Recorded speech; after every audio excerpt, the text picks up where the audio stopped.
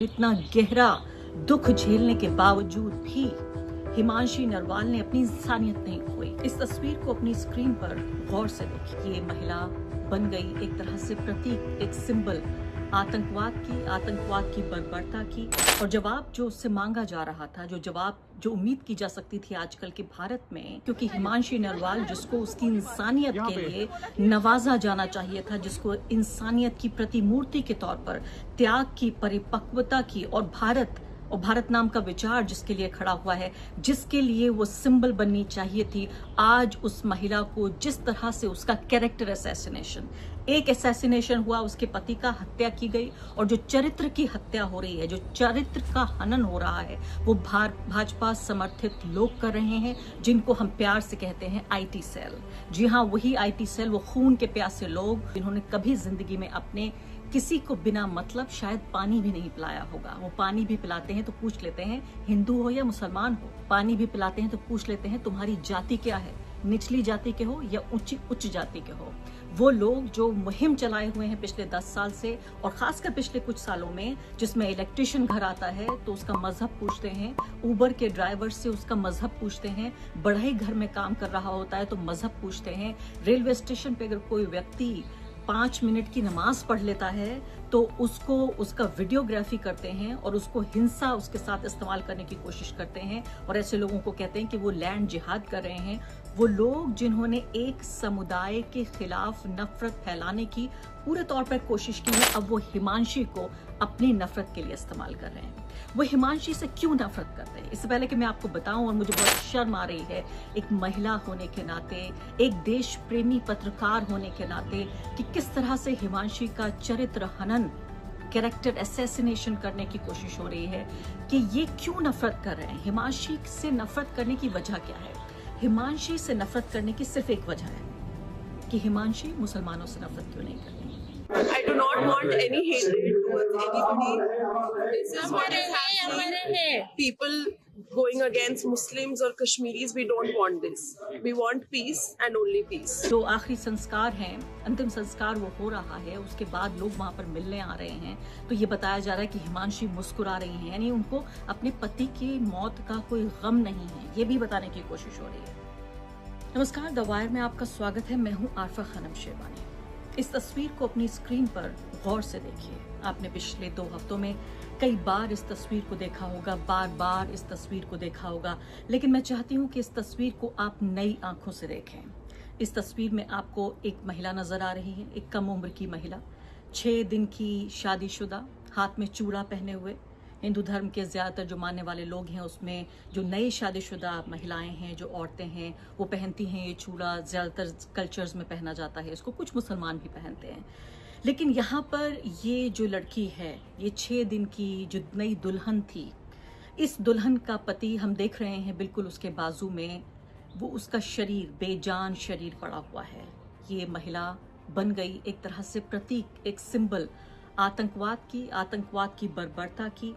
और जवाब जो उससे मांगा जा रहा था, जो उम्मीद की जा सकती थी आजकल के भारत में, नरेंद्र मोदी ने जो भारत बनाया है पिछले 10 साल में, कि ये जो महिला है, उसके पति के जो हत्यारे हैं वो मुसलमान थे, और जिन 2 दर्जन लोगों की हत्या की आतंकवादियों ने पहलगाम में, वो हिंदू थे। जो पहले उम्मीद की जा रही थी, जिस तरह से एक राजनीतिक, एक सियासी हथियार बनाने की कोशिश की जा रही थी इस महिला को, वो ये था कि ये महिला नफरत करती तमाम कश्मीरियों से, और अगर कश्मीरी काफ़ी नहीं होते तो ये नफरत करती तमाम मुसलमानों से। लेकिन ऐसा नहीं किया, हिमांशी नरवाल ने ऐसा नहीं किया। हिमांशी नरवाल जो एक तरह से त्याग और एक तरह का, मैं कहूँगी, गरिमा और एक तरह की मैच्योरिटी, एक परिपक्वता, और नरेंद्र मोदी के बनाए गए भारत को हराने की एक पहचान के तौर पर उभर कर आ रही है कि ऐसे भी भारतीय हैं इस देश में जो अपने ऊपर इतना इंटीमेट, इतना ज़्यादा निजी, मैं कहूँगी, और इतना गहरा दुख झेलने के बावजूद भी हिमांशी नरवाल ने अपनी इंसानियत नहीं खोई। लेकिन किसने अपनी इंसानियत खो दी? वो तमाम लोग जो भाजपा के समर्थक हैं, वो तमाम लोग जो हिंदू धर्म के रक्षक हैं, वो तमाम लोग जो ये कहते हैं कि भारत को हिंदू राष्ट्र बनाना चाहते हैं। मैं आज बात कर रही हूँ हिमांशी नरवाल की, इसलिए क्योंकि हिमांशी नरवाल, जिसको उसकी इंसानियत के लिए नवाजा जाना चाहिए था, जिसको इंसानियत की प्रतिमूर्ति के तौर पर त्याग की, परिपक्वता की और भारत नाम का विचार जिसके लिए खड़ा हुआ है, जिसके लिए वो सिंबल बननी चाहिए थी, आज उस महिला को जिस तरह से उसका कैरेक्टर असैसिनेशन, एक असैसिनेशन हुआ, उसके पति का हत्या की गई और जो चरित्र की हत्या हो रही है, जो चरित्र का हनन हो रहा है, भाजपा समर्थित लोग कर रहे हैं, जिनको हम प्यार से कहते हैं IT सेल।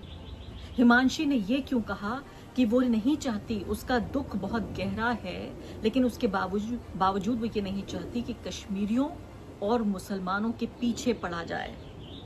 ये उसके शब्द थे। वो सिर्फ शांति और शांति चाहती है। We do not want people going against Muslims और Kashmiris, we want peace and only peace. Reporter ने जब उनसे पूछा कि क्या जस्टिस नहीं चाहिए, तो उसने कहा हाँ, इंसाफ भी चाहिए, लेकिन पीस का उसने जिक्र किया। उसने ये नहीं कहा कि मुझे खून के बदले खून चाहिए और खून उन लोगों का चाहिए जो लोग निर्दोष हैं, खून उन लोगों का चाहिए जिनका इस आतंकवादी घटना से कोई लेना देना नहीं है, जो इत्तेफाक से उन लोगों के धर्म को शेयर करते हैं, धार्मिक पहचान के हिस्सेदार हैं, जो आतंकवादियों की भी हो सकती है। क्योंकि भारत की सरकार का ये कहना है कि पाकिस्तानी आतंकवादी इसमें शामिल हैं और जाहिर है उनका धर्म एक तरह से देखा जाए तो इस्लाम के मानने वाले रहे होंगे। और इसीलिए उन दरिंदों ने किस तरह से लोगों की, जिन लोगों की हत्या की, पहले उनसे उनका मजहब पूछा और मजहब पूछने के बाद फिर उनको अलग करके और फिर उनकी हत्या की। तो मुस्लिम आतंकवादियों ने हिंदू पीड़ितों की उनका धर्म पूछकर उनकी हत्या कर दी। अब सवाल यहाँ पर ही पैदा हो रहा है कि जाहिर है ये देश की सुरक्षा पर हमला था, ये देश की संप्रभुता पर हमला था।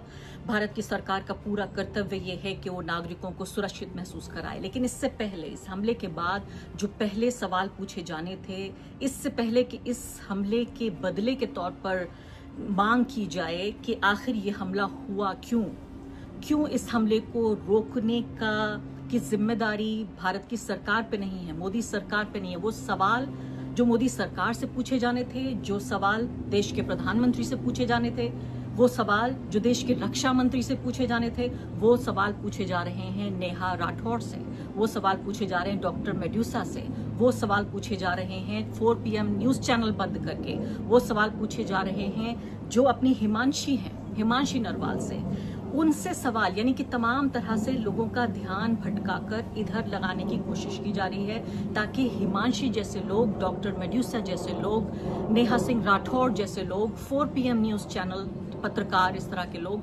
इनके ऊपर लोगों का ध्यान जाए और सवाल पहुंच जाए उनके ऊपर।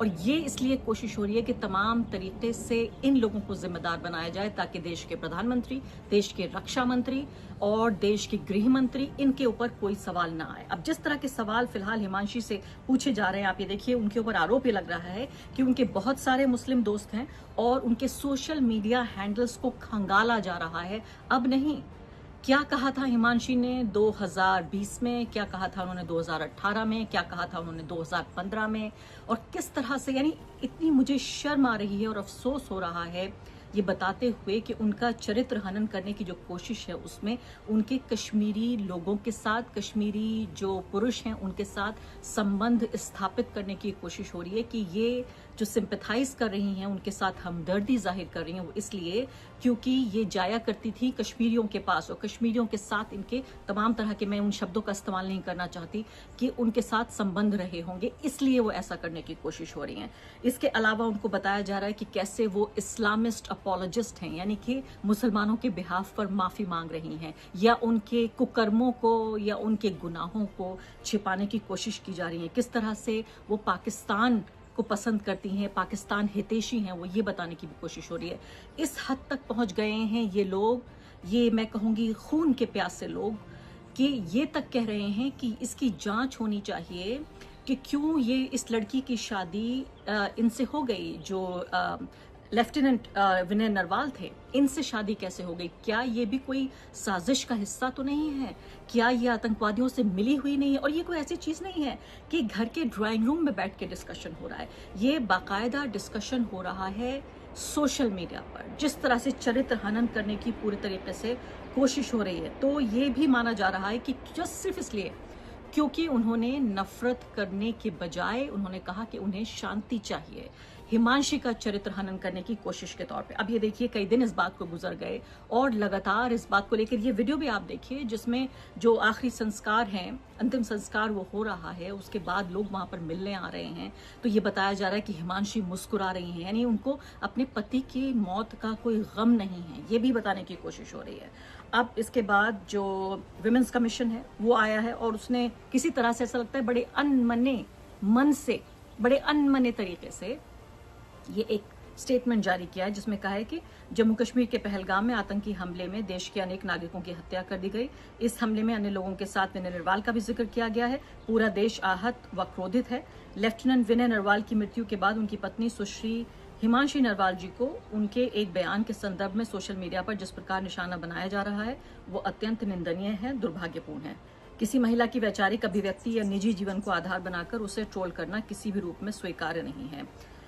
किसी भी प्रकार की सहमति या असहमति को सदैव शालीनता और संवैधानिक मर्यादाओं के भीतर व्यक्त किया जाना चाहिए। राष्ट्रीय महिला आयोग प्रत्येक महिला की गरिमा और सम्मान की रक्षा के लिए प्रतिबद्ध है। इसके बाद जब आप आएंगे जो अध्यक्ष है उनकी, उन अध्यक्षा महोदय कहीं देखिए कि वो क्या कह रही हैं। उन्होंने भी इस बात की निंदा की है और निंदा करते करते वो आगे यहाँ कह रही हैं कि शायद उनकी प्रतिक्रिया आक्रोशित लोगों को ठीक नहीं लगी होगी, परंतु किसी भी प्रकार की सहमति या असहमति को सदैव शालीनता और संवैधानिक मर्यादाओं के भीतर व्यक्त किया जाना चाहिए। यानी सीधे तौर पर वो ये कह रही हैं कि आप ये सोचिए कि आक्रोशित वो लोग ज्यादा हैं जिनका इस पूरे फसाद से कोई लेना देना नहीं है, जिन्होंने अपने परिवार का कोई सदस्य नहीं खोया है, वो उस महिला से ज्यादा आक्रोशित हैं जिस महिला ने 6 दिन पहले जिसकी शादी हुई थी, जिसके पति की उसकी आंखों के सामने हत्या कर दी गई, उस महिला से ज्यादा ये 2 टके के जो लोग हैं, ये जो नफरती चिंटू हैं, ये जो हिंसक लोग हैं जो भारत को सिर्फ और सिर्फ एक ही जबान जानते हैं, हिंसा की जबान, उन लोगों को ज्यादा गुस्सा आ रहा है, उन लोगों को ज्यादा आक्रोश है। और इसीलिए वो कह रही हैं कि भाई आप लोग आक्रोशित तो हैं लेकिन आपने इतना नहीं कहना चाहिए था, थोड़ा बहुत कह लेते, ये बहुत कुछ ज्यादा है। ये देखिए आप भाषा देखिए, मुझे लगता है इससे ज्यादा तो अगर स्टेटमेंट ये जारी नहीं किया होता तो ज्यादा अच्छा होता। और जो हिमांशी नरवाल है वो अकेली नहीं है, जो भी इस पूरी हिंदुत्व की राजनीति के वायलेंट प्रोजेक्ट, ये पूरा जो हिंसक प्रोजेक्ट है इसके रास्ते में आएगा, उसका यही हाल किया जाएगा। मैं दूसरा शैला नेगी का जिक्र करना चाहती हूँ, जो उत्तराखंड का मैं आपसे जिक्र कर रही हूँ, जहां पर एक जिक्र ये था कि किसी के साथ, छोटे बच्चे के साथ यौन हिंसा हुई और उस यौन हिंसा का आरोपी एक मुसलमान था। उसके खिलाफ रैली निकाली जा रही थी। रैली में मुसलमानों के खिलाफ, यानी सिर्फ उस व्यक्ति के खिलाफ नहीं जो कि गिरफ्तार हो चुका है, उसके खिलाफ नहीं, सिर्फ उसी के खिलाफ नहीं बल्कि आम मुसलमानों के खिलाफ गाली गलौज की भाषा का इस्तेमाल हो रहा था। इसके अलावा वहां दुकानों में तोड़ फोड़ की भी कोशिश हो रही थी।